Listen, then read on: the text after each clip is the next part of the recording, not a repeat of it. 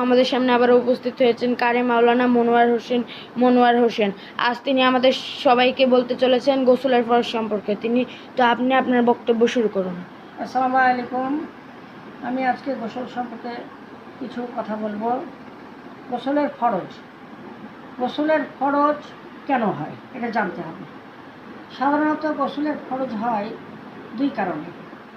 একটা হচ্ছে মানুষের যদি নাইট পাস হয়ে যায় তাহলে অবশ্যই গোসল করতে হবে।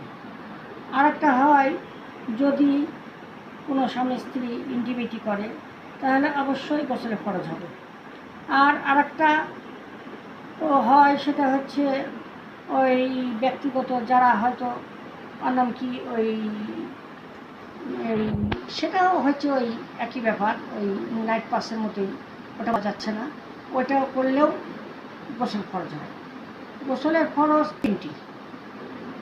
একটা হচ্ছে গড়গড়ের সাথে 3 বার কুলি করা, নাকের নরম অংশ পর্যন্ত পানি পৌঁছে দেওয়া, আর সমস্ত শরীর ধৌত করা। ইনশাআল্লাহ আবারও নেক্সট ভিডিওতে আমরা হাজির হব। আমি মোহাম্মদ মনোয়ার হোসেন, আর এডিটিংয়ে ছিল আমারই প্রাণপ্রিয় ছাত্র সাজিদ। আসসালামু আলাইকুম।